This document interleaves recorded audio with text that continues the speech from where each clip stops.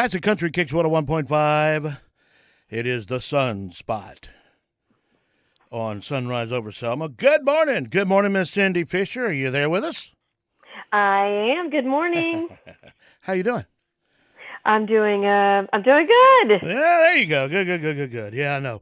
Been a long, rough week. We've had a lot of things to deal with, and this particular week looks like, well, there's a little bit of good news on the COVID-19 front as far as the numbers, but there's some bad news as well.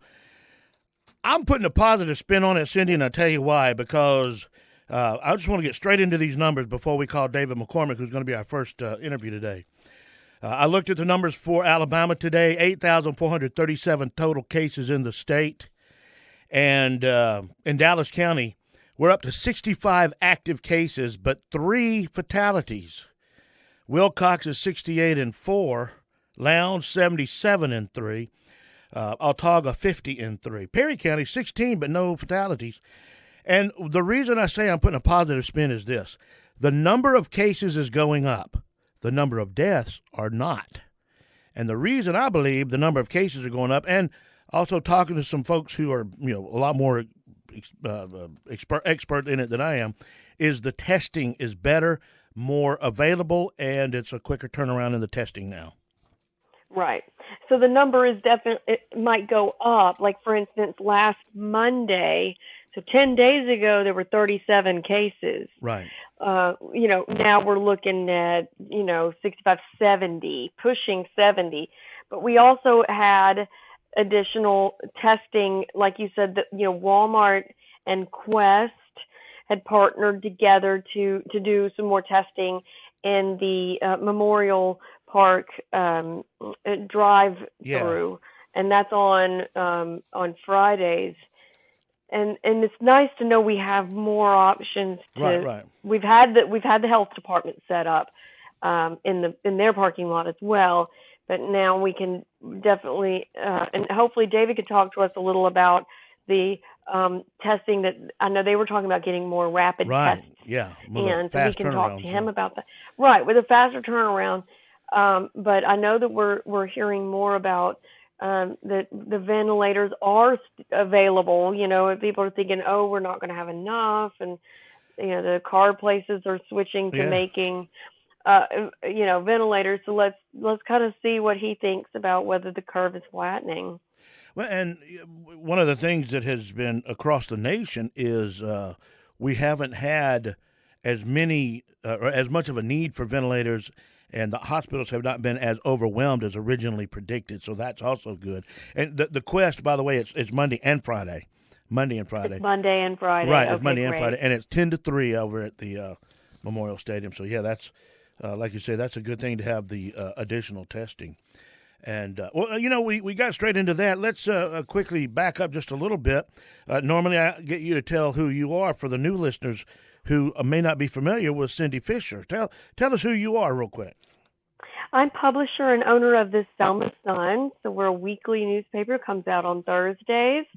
And we also have a great online presence at selmasun.com. And on our Facebook page, we have a lot of engagement, people talking, and we try to put kind of the sunny side on things and look at things from a progressive point of view. It's the Selma Sun, and it's a weekly newspaper that's in town. I mean, it's coming out tomorrow, so y'all be ready because next edition comes out tomorrow. Yeah.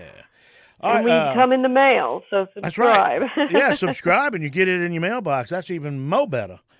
So let's go on and get David on the phone, Cindy. And once again, for those of you who have not listened before, I am the only person here at the station, so I'm doing it all, including dialing the number. Normally, and we are not in the studio together. No. So I'm on the phone. Eventually, we'll be in the studio together. We hope so. That would be nice, wouldn't it? Yeah, but we're still doing our social distancing. Right.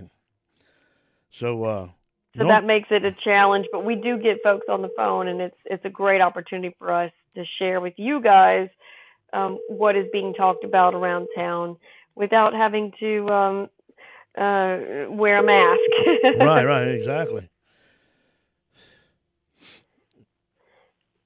And there are so many great things. We've had David on a couple of times from Yes, and Vaughn, and he has been so informative on what it looks like from the front lines. We Hello, haven't this is David. actually Please leave a been message. in there to know.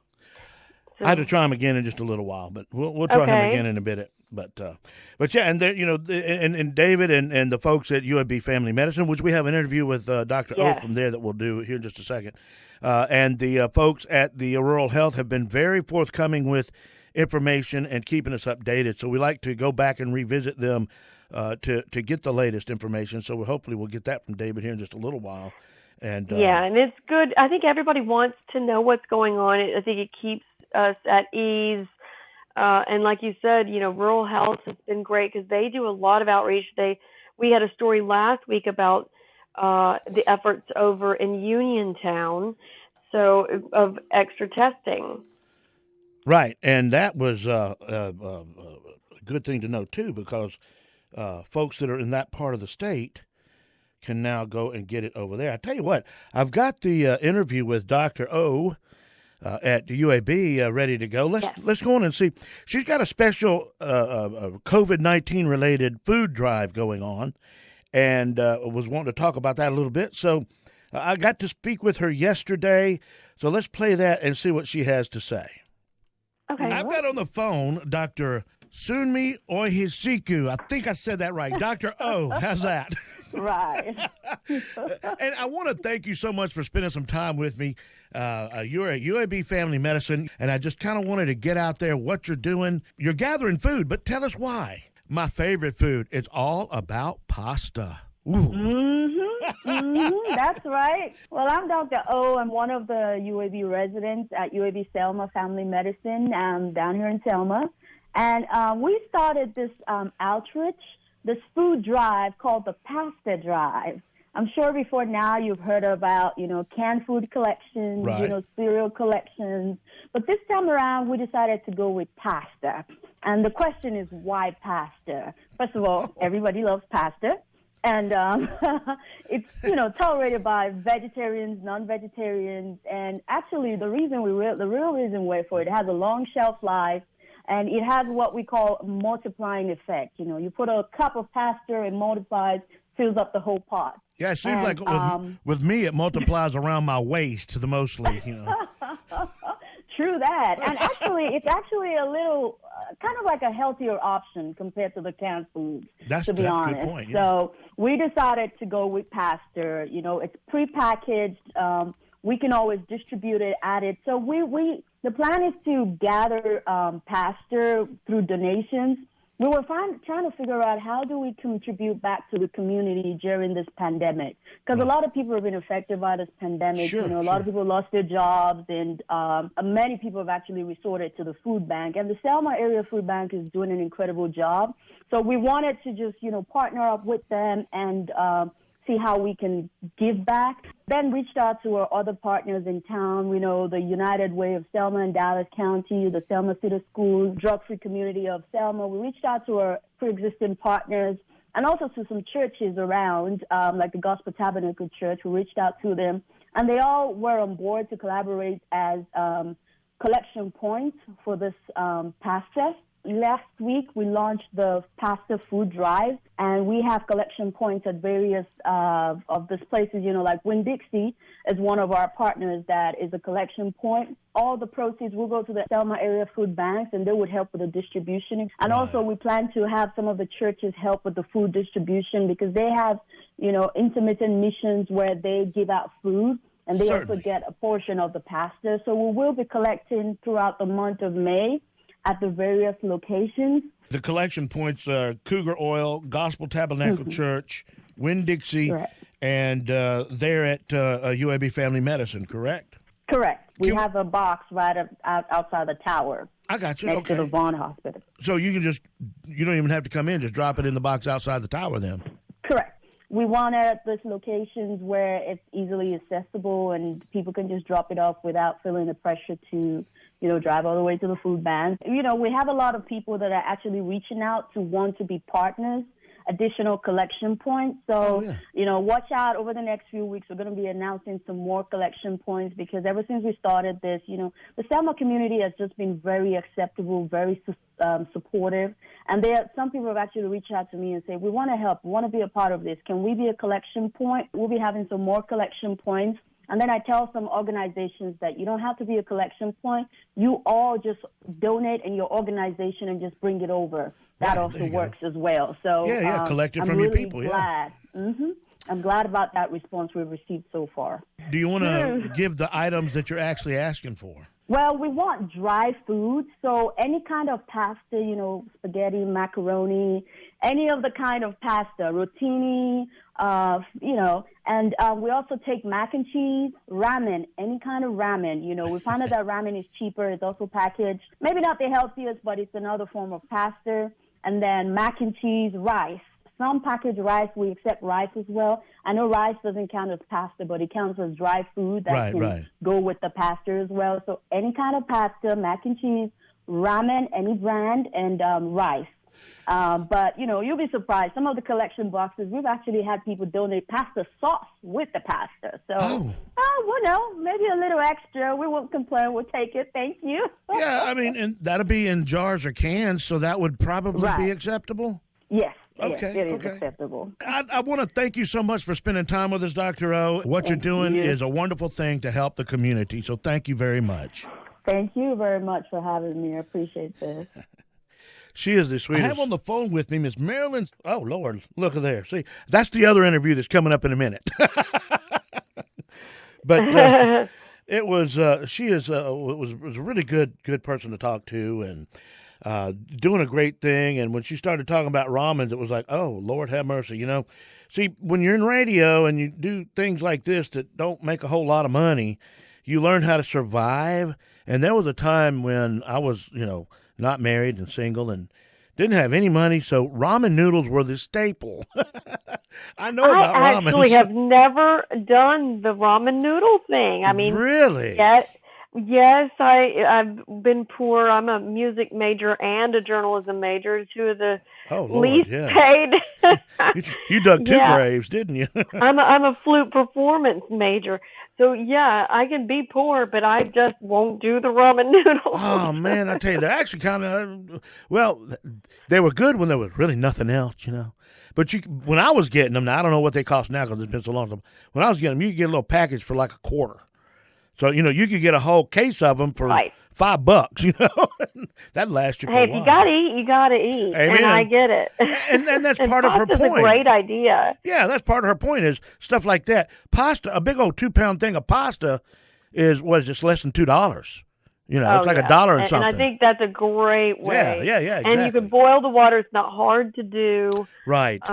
And so, she's definitely on the money. And, that's the thing that's so amazing about this area is everybody pulling together. And once again, I cannot talk good enough.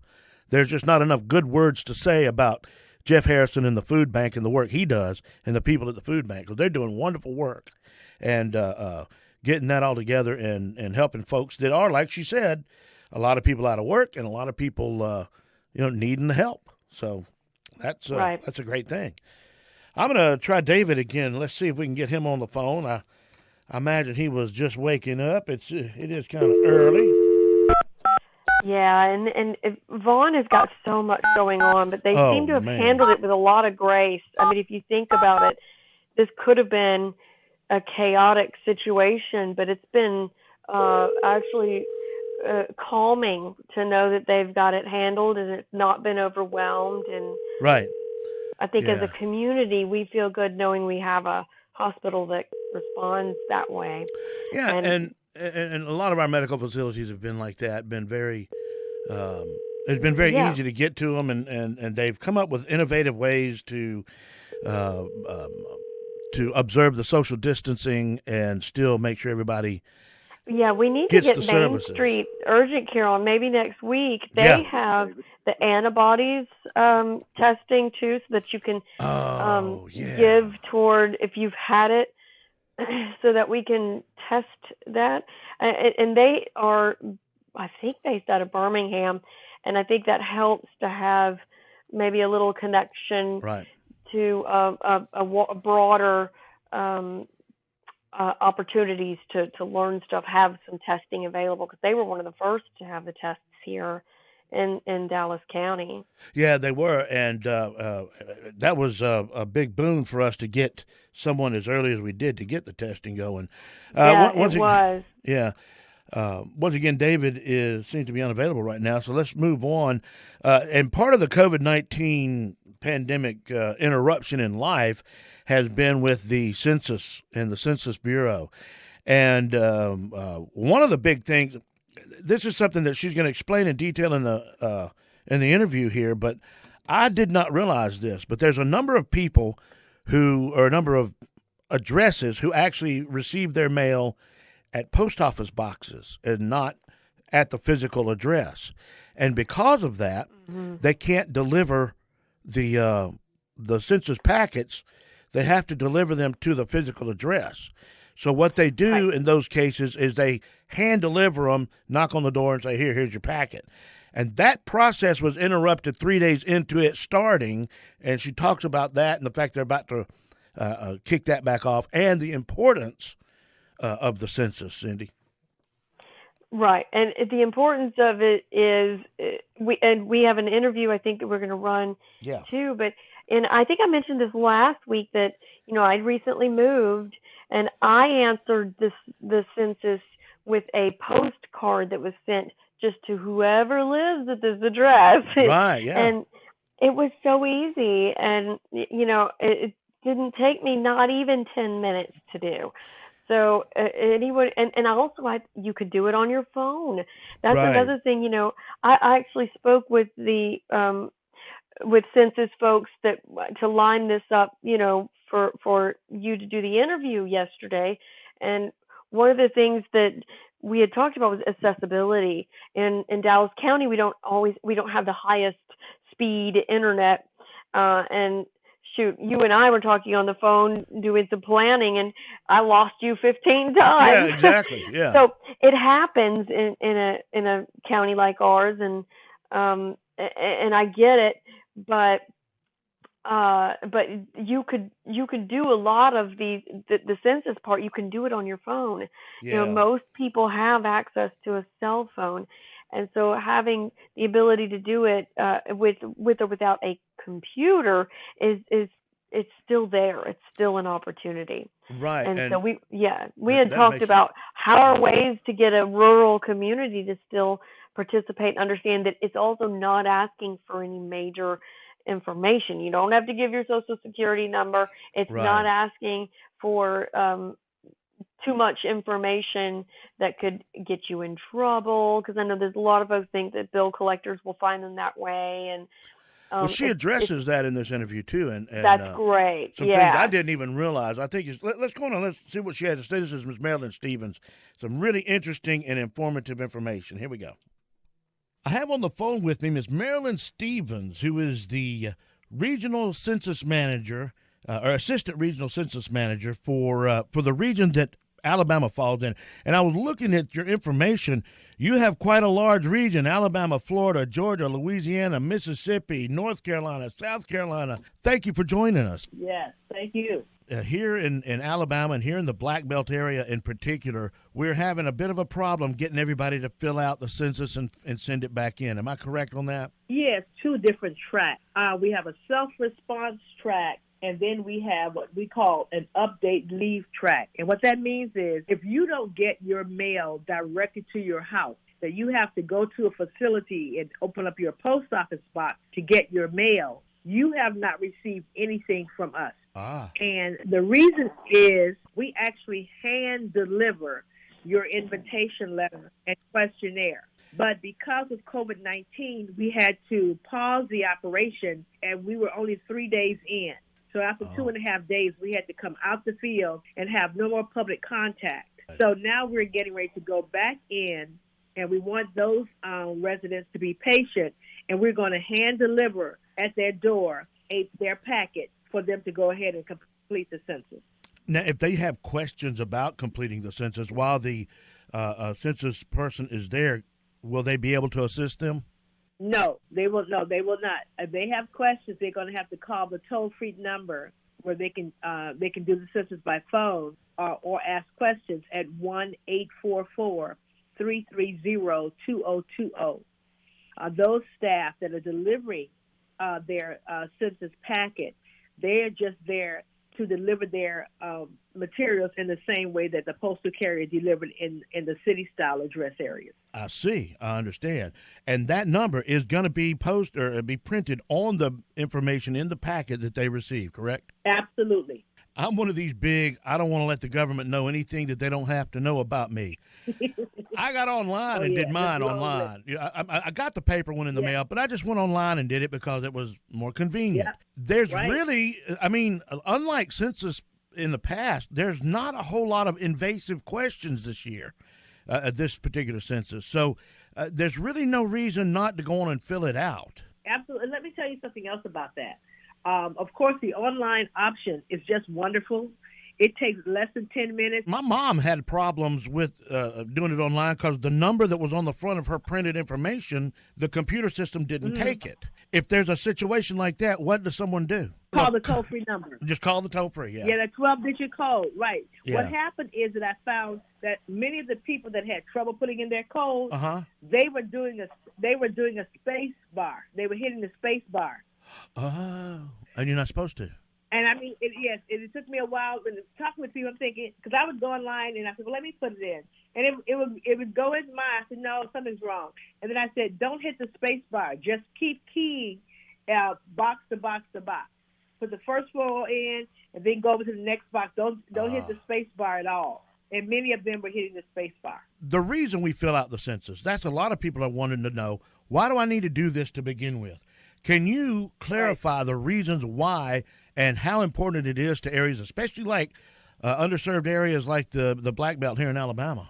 Absolutely. The primary reason we really take a census is for apportionment, to determine how many seats that each state gets in Congress. And that turns into the bigger the pipeline of resources also into that community. For this cycle, more than $675 billion with a B dollars in resources and programs go through the pipeline down to states, down to counties, down to cities, down to communities. And that over a 10-year period, that's $7 trillion in resources. And in every community needs its fair share. So I say to people, if emergency management is important to you, make sure you do the census. If rural hospitals and community health centers are important to you, make sure you do the census. If Medicare is important to you, make sure you do the census. If education programs such as Early Head Start and Title I grants and the National Student Nutritional Free and Reduced Lunch Program is important to you, someone you know, make sure you do the census. How about highway roads and highway construction and highway planning, if that's important to you? If affordable housing is important to you, if senior services are important to you, such as Meals on Wheels and other senior services, or veterans services are important to you, Pell Grants for college students are important, you need to do the census. Why? Because the numbers must justify the need for funding. The only way we know that and to keep your community from getting shortchanged is that you're participating in the census. That is your voice, and it's not a do-over. You can't say, wait a minute, we need more emergency preparedness. Look what's going on now. And everybody's scrambling for funding. When they're looking at those formulas, they're looking at how many people will be affected by this. And if you haven't been counted, then you're going to be left out of that equation. It'll be another 10 years before you can be counted, and you don't want to suffer for 10 years. Absolutely. The funding reasons are huge, but the fact that we could be losing a seat in Congress is just as huge, and we need larger. Yes, exactly. Absolutely. I mean, because that's a huge voice right there. If we lose a seat in Congress, then we lose our voice. It goes all the way down to the ground to voting districts. You know, you can use state Senate districts, state House districts, all the way down some of your county districts, you know, down to your voting district. So it's really important. And you said that the being skeptical of the government knowing your information, right. And a lot of people don't understand that the census data is protected by two laws. One is Title 13 of the United States Code, and the other is Title 44 of the United States Code. And Title 13 states that we, the Census Bureau, cannot publish anything that will identify you or anyone in your house with the information you give us. And then it further states that we can only publish things in statistical forms, nothing that will identify you with what you gave us. And it goes further. No agency, nobody can get your information. No CIA, no FBI, no IRS, no police, no ICE, no immigration, can't be subpoenaed by the courts, can't be gotten by the president, can't be gotten by me. There's a heavy penalty to that, 5 years imprisonment and $250,000 fine. Wow. And then there's Title 44 that states that census data is sealed for 72 years. Really? So the last census, yes, the last census that we released was the 1940 census that we released that in 2012. And the next census will be the 1950 census we will release in 2022 because they would have met the 72-year threshold by Title 44. So the only information we'll get from this year's this year's census, when it does come out, is going to be statistical, no specific people named or anything like that. For 72 nothing years. That will identify us. That's for amazing. 72 years. But you may need a copy of something that says you are who you are, like with the people that, you remember the Katrina and Rita Gulf catastrophe. Yes, I do. And yeah. people had to be relocated, and they needed some way to put their lives back together to identify themselves. You can get your record. In my case, my grandmother was near 100 that my mother said she was and her older sister, but my mother's younger sister, who was the guardian of my grandmother, she said, do you guys have any proof, any documentation of that? And then they said, well, that was in the Bible, her birth. And my aunt said, the house burned down. The Bible burned up in it. And the doctor had certified her at a younger age. My aunt said, what you all are saying is the truth, she will be entitled to more things that I can get for her. So I stepped in and said, the Census Bureau has an age search program. And as old as Grandma is, you can, because you're her guardian, you can legally petition us for a document that will document her age. In the census, I'm sure she's been in the census sometime in her life. And Sure enough, my aunt did it, got the form, and my mother and her older sister were right. And but my aunt had to have some documentation, or she had to. And my aunt said, "This is fantastic. People need to know this, how important the census is." So you can actually verify age and those types bits of information that could get lost by using Census Bureau information. But now, does that fall under the 72 years though, or is that? No. I can get a document for me. For instance, when you apply for a passport and they tell you the kind of documents you need, yes, and the place you can go and get them. Well, one of the places they say is Census Bureau, and the reason they say that is because I can't get a copy of a record from you. But you can. It'll be just a single page. It says, I am Marilyn Stevens. This is my age during the census year. That's an official government document that you can use to get a passport and entitlements like Social Security. Wow, I did not know that you could do that. So I could petition the census to get my information. Absolutely. My aunt said that should be your central message.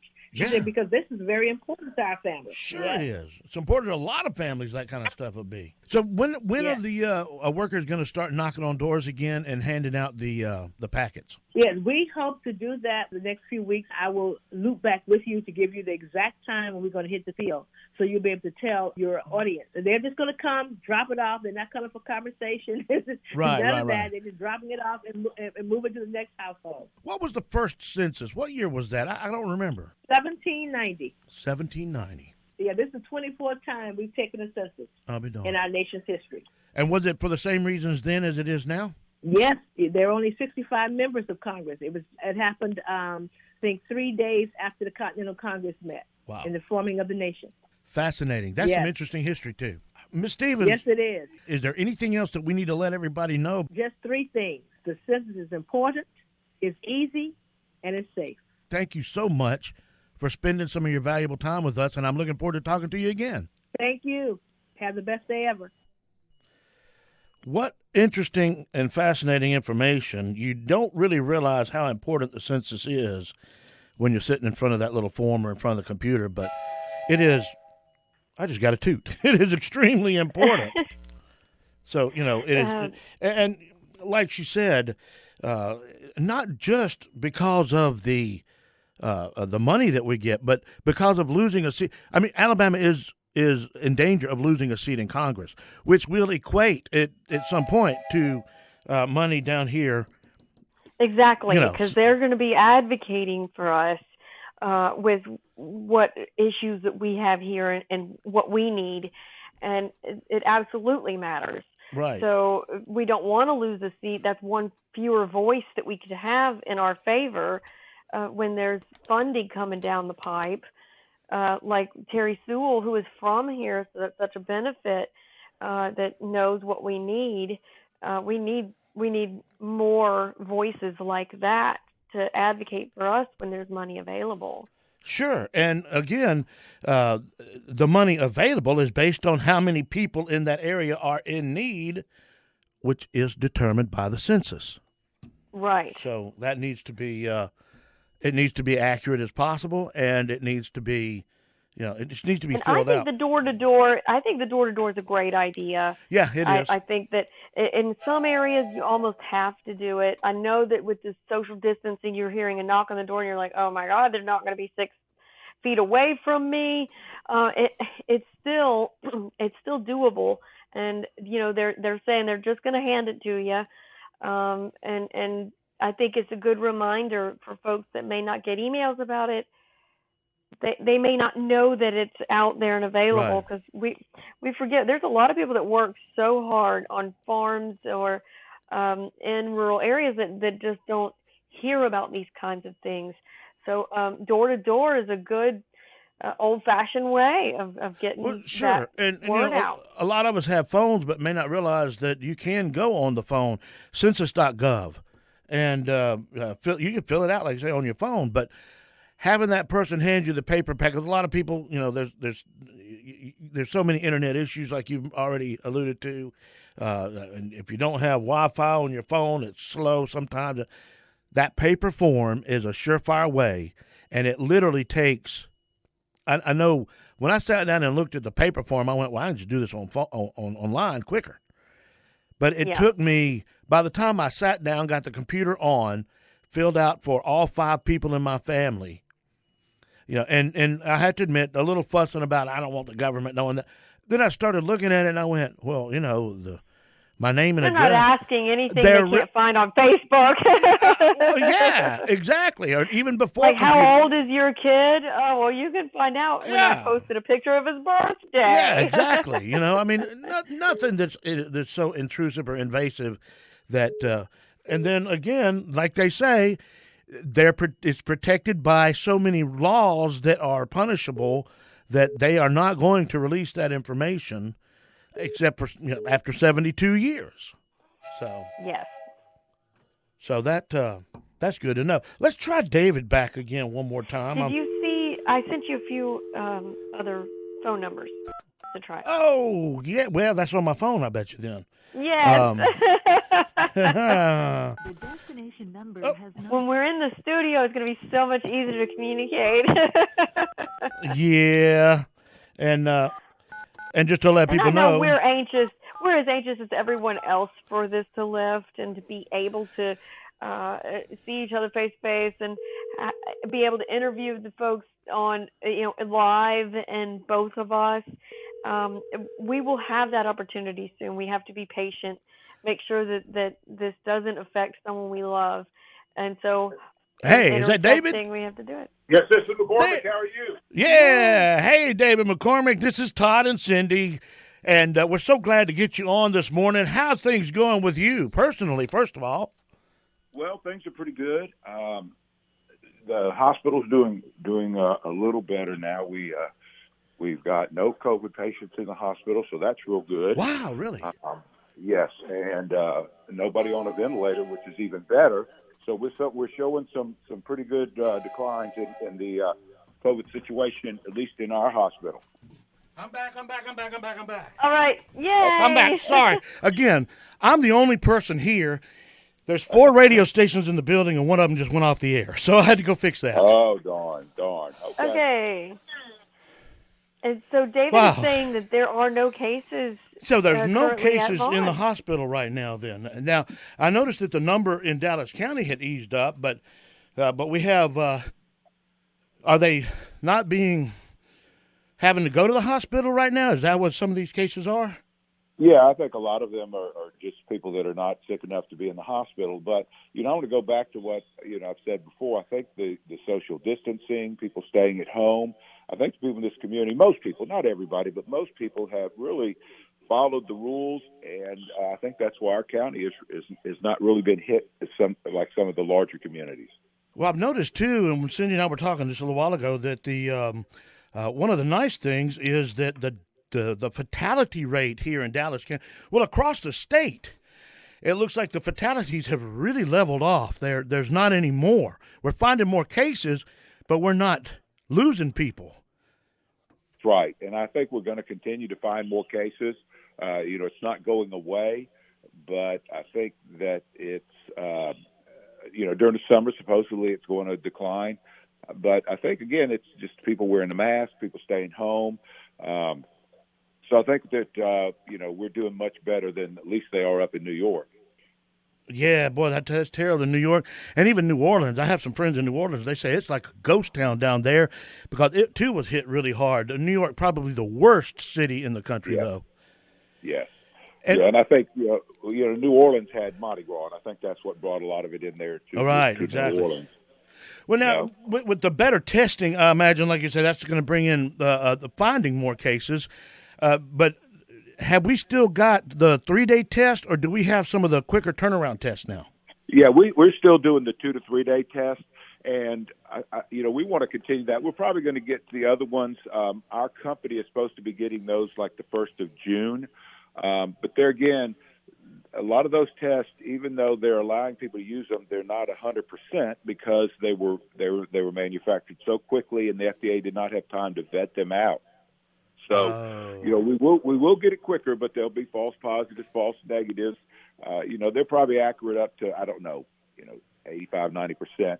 But, there's always going to be that miss there. The ones we're using now are much better. And I tell you, we've been able to open the hospital back up to the non-emergent procedures. So we're able to do, MRIs, CAT scans, a lot of the imaging procedures now. Starting Friday, we'll start doing the elective surgeries, the people that have been putting those off. Now, we still have to follow, we're still going to be very safe in the way that we're handling a lot of these situations. Patients are going to have to register early.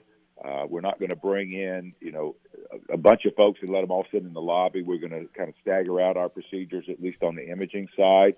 The surgery side, if all patients having surgery are still going to be required to have a COVID test. So that's going to take, the 2 to 3 days. We're also asking them to self-quarantine, to stay at home for 7 days. If they've got to go out, please wear a mask. And then we'll test them the day before, their temperature and things like that.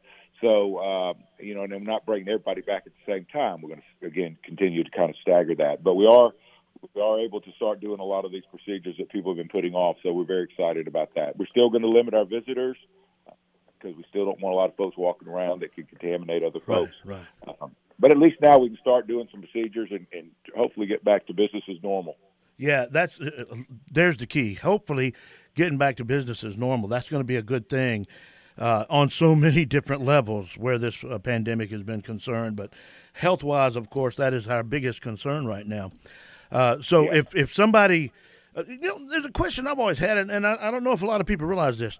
The testing. If you test somebody, where does the test go? And, you're not actually doing the testing there. You test the people. You take a sample, but don't you send it? Yeah, we collect them here, and then we're working with the Alabama Department of Public Health. So our specimens that we get during the day, we take them across the street from us. Really, it's the Department of Health. So then they take them to Montgomery, and then Montgomery sends them to a lab in North Carolina. And we have been able to get a couple of them back, quicker, within a day. But usually it's 2 days, maybe 3 at the most. So expect at But- least, yeah. But see, this is a lab that's been proven, so it's Right. one of the labs that most people are using. So we're a lot more confident in that. We've been very fortunate. None of our staff have caught the COVID. That's going to be my next question. Yeah. Yeah, and I think it's because for complying with that, we started a little bit early by locking down the hospital, requiring people to wear masks. We do have a COVID wing where we have suspected patients that we test, and we put them in there, and all the staff they look like they're walking on the moon. So, but I tell you, our staff has been so diligent in complying with all the rules. They've done a great job on keeping themselves and limiting who goes into the rooms and how we do all that. And fortunately, even though we have been treating a lot of COVID patients, none of our staff have been contaminated by the COVID. Oh, now that's a good thing. Cindy, can you talk with David? I don't know. Can he hear me? I sure can. Oh, awesome. So the death. Ask if you. I got to go check on our other station real quick. Okay. With the deaths being at 3, how do you think we kept it at this low number? Well, I think that most of the people that were in a position where they were going to be, they were kind of susceptible to it because of their age, because of the other factors, the comorbid factors. They stayed at home. They got away from folks that were contaminated. So I think people were smart about that. Our nursing homes have done a great job in our community of really, watching folks and following all of the rules. So I think it's just everybody doing what they're supposed to do is what's really kept that number to a minimum. Actually, did we have any cases of nursing homes here having cases? No, not that I'm aware of, no. I know Wilcox County had. Yes, they did. Wilcox County did, but we've been very fortunate up here. That's great. Yeah, it is. This whole situation I think it's kind of awakened a lot of folks in the community. We have the regular flu every year, and we never mask. We never really are concerned about the regular flu, and a lot of folks die from the flu also. So this, I think, is going to, get people a little more aware of what's going on with this disease and other diseases. And I think we're not going to change. Moving forward, we're probably going to be always aware of this. And a lot of folks that are real susceptible are going to probably have to really watch it during these times of year and wear masks, try to stay away from other folks. So I think there's going to be a new norm out there. I think I'm back, by the way. I also think that in the future we're going to be a lot more aware of personal hygiene and keeping your hands washed and stuff. Because my kids are the nastiest people on earth, and I have to tell them over and over again: if you've been playing in the car, you've been working on the car, or if you've been out playing in the dirt, wash your hands before you eat.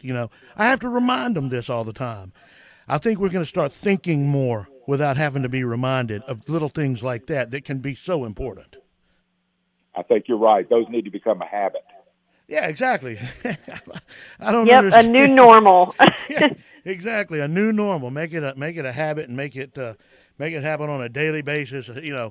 I guess not OCD so much, but every time I go to the restroom, I wash my hands. When I go to grab something to eat out of the refrigerator, I wash my hands first. And I think now we're going to be more aware of the fact that, rubbing your eyes, rubbing your mouth, those kinds of little things. Yes.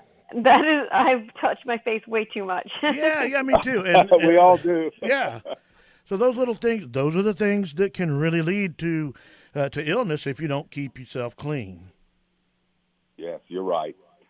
I tell you, talk about touching your face, and I catch myself about 50 times a day. Say, whoa, wait. Yeah. Me too. I know. I know. That's something. Wow. Well, David, is there anything else going on at the hospital that you wanted to talk about today? Yes, I tell you, and I think both of y'all are certainly going to be involved in this. You're probably aware of this. Actually, Paul was over yesterday, and we were talking about some stuff.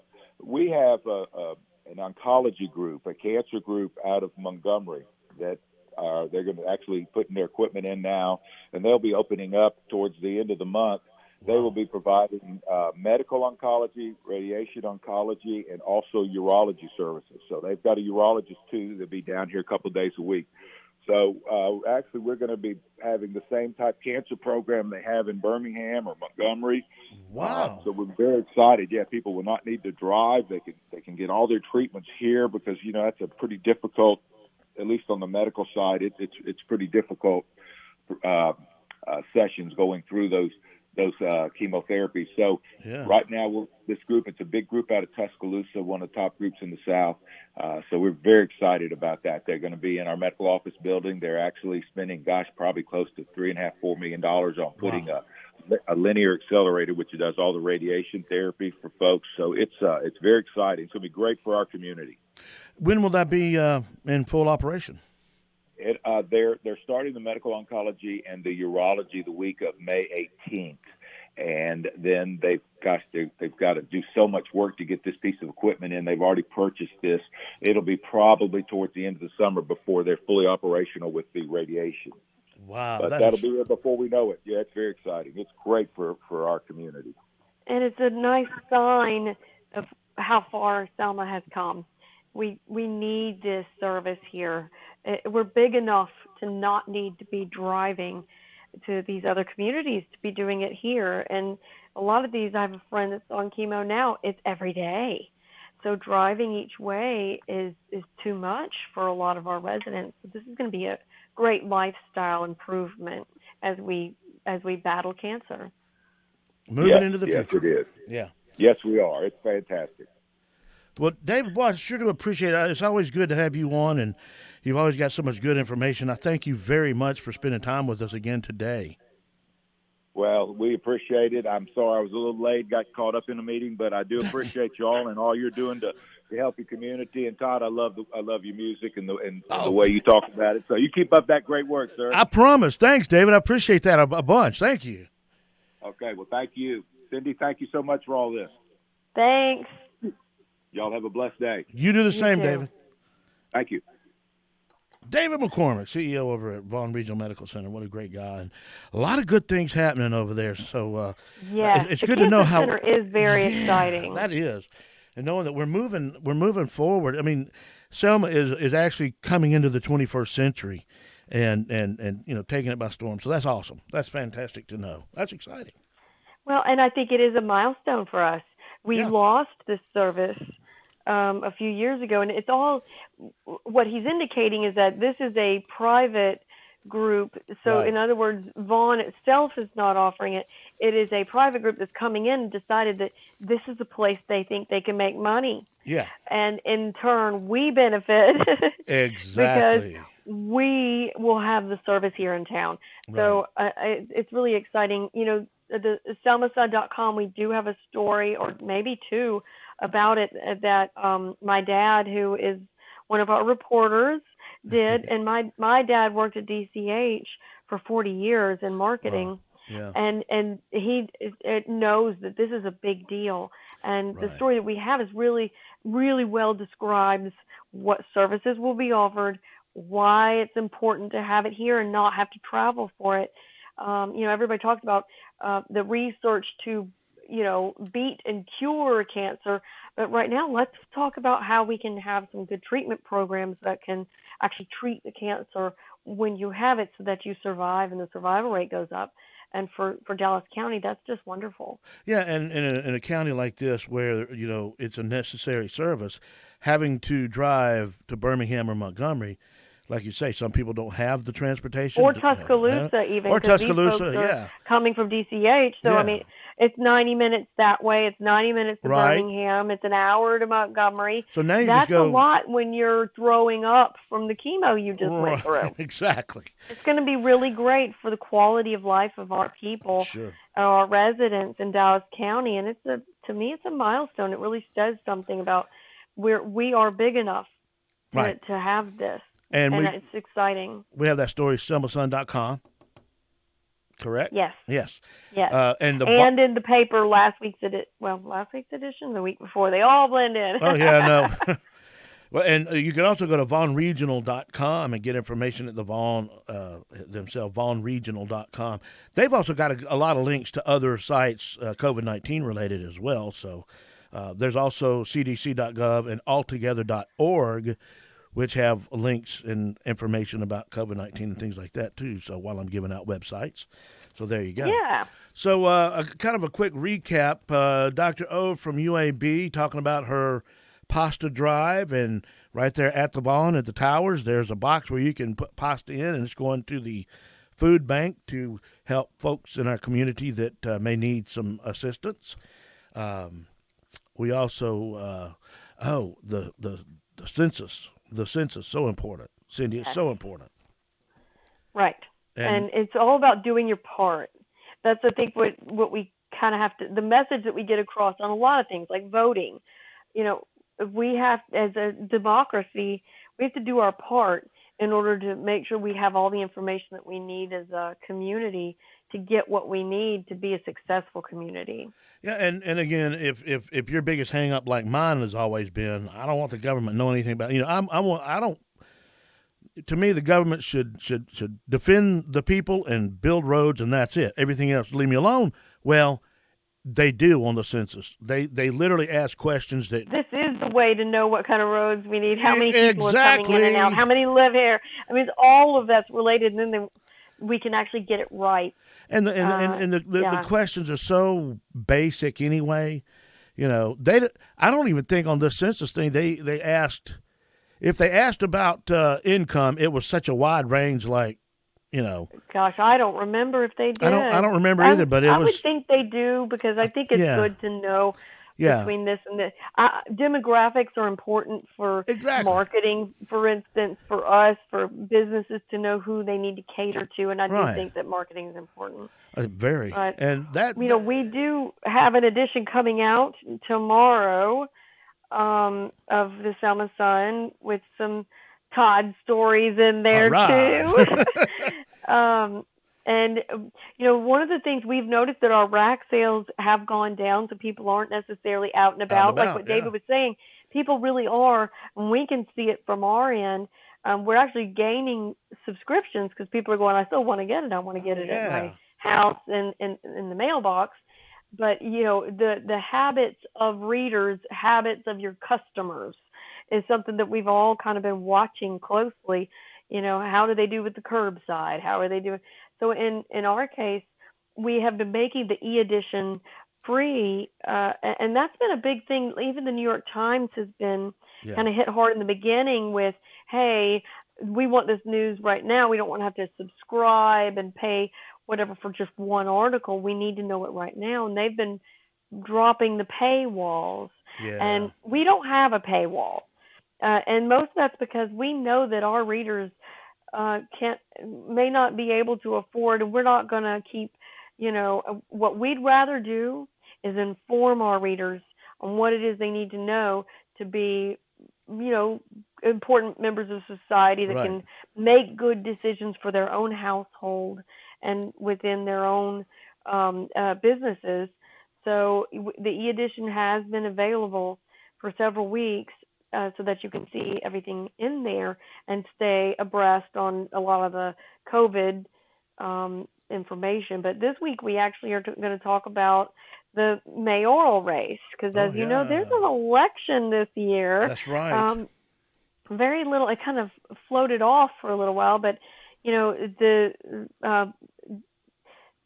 mayor position here in Selma is available.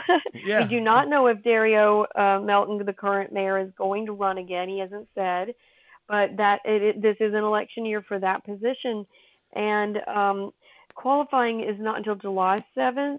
But we have had we've had four people announce that they are running, and our edition includes this fourth person that had not announced until basically with us this week. So you'll have to learn more about him.